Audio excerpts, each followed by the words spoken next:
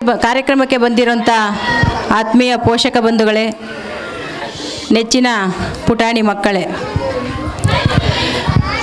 ಇವತ್ತು ಸುಜಾತ ಅವರು ಮೊದಲನೇ ವರ್ಷದ ಪ್ಲೇ ಹೋಮ್ನ ವಾರ್ಷಿಕೋತ್ಸವ ಮಾಡ್ತಾ ಇದ್ದಾರೆ.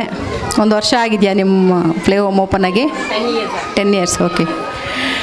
10 ವರ್ಷ ಒಂದು ಹೆಣ್ಮಗಳು 10 ವರ್ಷ ಒಂದು ಪ್ಲೇ ಹೋಮ್ನ ನಡೆಸ್ತಾರೆ ಅಂದರೆ ನಿಜವಾಗ್ಲೂ ನಿಮ್ಮೆಲ್ಲರ ಆಶೀರ್ವಾದ ಅವ್ರಿಗೆ ಜಾಸ್ತಿ ಇದೆ ಅಂತ ಆಯಿತು. ಇವತ್ತಿನ ಕಾಂಪಿಟೇಷನ್ ಯುಗ, ಯಾವುದೇ ಒಂದು ಬಿಸ್ನೆಸ್ ಪ್ರಾರಂಭ ಮಾಡಿದ್ರೆ ಅಲ್ಲಿ 4 ಅದೇ ಬಿಸ್ನೆಸ್ ಕಾಂಪಿಟೇಷನ್ಗೆ ಹುಟ್ಟಿರ್ತವೆ. ಯಾವುದೇ ಒಂದು ಇರ್ಬೋದು, ಬಿಸ್ನೆಸ್ ಮಾಡೋದಕ್ಕೆ ಪ್ರಯತ್ನ ಮಾಡಿದ್ರೆ ಅಲ್ಲೊಂದು 4-5 ಶುರುವಾಗ್ಬಿಡುತ್ತೆ. ಇವತ್ತಿನ ಪರಿಸ್ಥಿತಿಯಲ್ಲಿ ನಾವು ನೋಡಿದ್ರೆ ಖಾಸಗಿ ಶಾಲೆಗಳು, ಪ್ಲೇ ಹೋಮ್ಗಳು ಸಿಕ್ಕಾಪಟ್ಟೆ ಆಗೋಗಿದೆ. ಇತ್ತೀಚಿನ ದಿನಗಳಲ್ಲಿ ಒಂದೊಂದು ರಸ್ತೆಗೆ ಒಂದೊಂದು ಚಿಕ್ಕ ಚಿಕ್ಕ ಶಾಲೆಗಳು. ಆದರೆ ನಮ್ಮ ಸಂಜೀವನಗರದಲ್ಲಿ ಸುಜಾತ ಅವರು ಚಿಕ್ಕದಾಗಿ ಪ್ರಾರಂಭ ಮಾಡಿದ್ದಾರೆ. ಇವತ್ತು ಚೆನ್ನಾಗಿ ನೀವು ತಮ್ಮ ಮಕ್ಕಳನ್ನ ಈ ಪ್ಲೇ ಹೋಮ್ಗೆ ಸೇರಿಸಿದ್ದೀರಿ. ಪ್ಲೇ ಹೋಮ್ ಇರೋದು ಎಷ್ಟು ಒಳ್ಳೆಯದು ಅಂತಂದರೆ, ನಾವು ಮನೇಲಿ ಒಂದೊಂದು ಮಕ್ಕಳು ನೋಡ್ಕೊಳ್ಳೋಕ್ಕೆ ತುಂಬ ಶ್ರಮ ಪಡ್ತೀವಿ. ಅಂಥದ್ದಲ್ಲಿ ಆ ಶಾಲೆಯಲ್ಲಿ ಒಂದು 50-60 ಒಂದೊಂದು ಕ್ಲಾಸಲ್ಲಿ ಮಕ್ಕಳನ್ನ ನೋಡ್ಕೊಳ್ತಾರೆ ಅಂದರೆ ನಾವು ನಿಜವಾಗ್ಲೂ ಅವ್ರಿಗೆ ಕೈ ಎತ್ತಿ ಮುಗಿಬೇಕು. ಯಾಕಂದರೆ ಸ್ವಲ್ಪ ಒಂದು 5 ವರ್ಷ 6 ವರ್ಷದ ಮಕ್ಕಳನ್ನ ಬೆಳೆಸೋದು ಒಂಥರ ಕಷ್ಟ. 2 ವರ್ಷದಿಂದ 5 ವರ್ಷದವರೆಗೂ ಮಕ್ಕಳನ್ನ ನೋಡ್ಕೊಳ್ಳೋದು ಒಂಥರ ಕಷ್ಟ. 10 ವರ್ಷದಿಂದ 15 ವರ್ಷ 16 ವರ್ಷದವ್ರು ನೋಡ್ಕೊಳ್ಳೋದು ಒಂಥರ ಕಷ್ಟ.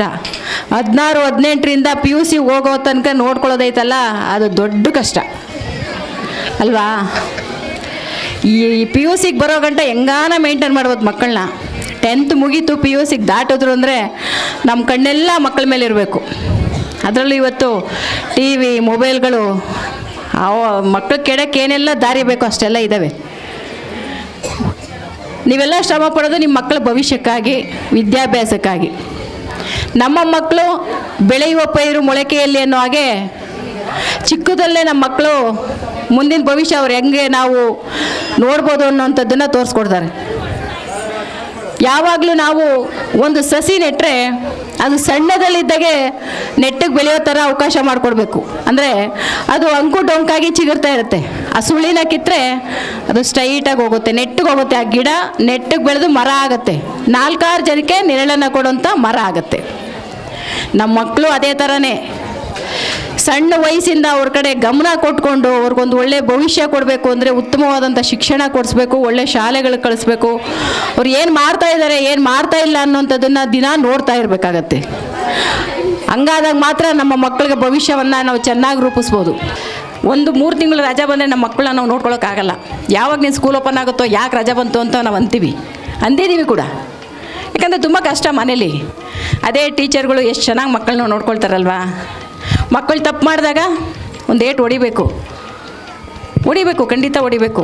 ಯಾವುದಾದ್ರೂ ಒಂದು ಕಲ್ಲು ನೋಡಿ, ಕರ್ನಾಟಕದ ಒಂದು ಎಲ್ಲೋ ಇರೋ ಕಲ್ಲು, ಎಲ್ಲೋ ಇರೋ ಶಿಲ್ಪಿ ತಗೊಂಡೋಗಿ ರಾಮ ಮಂದಿರದಲ್ಲಿ ಬರ್ತಾರೆ ಅಂದರೆ ಕಲ್ಲಿಗೆ ಏಟಾಗುತ್ತೆ, ಕಲ್ಲಿಗೆ ನೋವಾಗುತ್ತೆ ಅಥವಾ ಹುಳಿಗೆ ನೋವಾಗುತ್ತೆ ಅಂತ ಶಿಲ್ಪಿ ಸುಮ್ಮನಿದ್ದಿದ್ರೆ ಅದು ಇವತ್ತು ಪೂಜೆಗೆ ಅರ್ಹತೆ ಪಡಿತಿತ್ತಾ? ನಮ್ಮ ಮಕ್ಕಳು ಅಷ್ಟೇ. ಒಂದು ಶಿಲ್ಪಿ ಕೈ ಕೊಟ್ಟರೆ ಹೆಂಗೆ ಕಲ್ಲನ್ನ ತಯಾರು ಮಾಡಿ ವಿಗ್ರಹ ಮಾಡ್ತಾನೋ ಹಂಗೆ ನಮ್ಮ ಶಿಕ್ಷಕರು ಕೂಡ ನಮ್ಮ ಮಕ್ಕಳಿಗೆ ಒಂದು ಭವಿಷ್ಯವನ್ನು ರೂಪಿಸ್ತಾರೆ. ಒಂದು ಏಟು ಹೊಡೆದಾಗ ಅಮ್ಮನೋ ಅಪ್ಪನೋ ಹೋಗಿ ದೊಡ್ಡ ಗಲಾಟೆ ಮಾಡೋದನ್ನು ಫಸ್ಟ್ ಬಿಡಿ, ಮೊದಲು ಬಿಡಿ.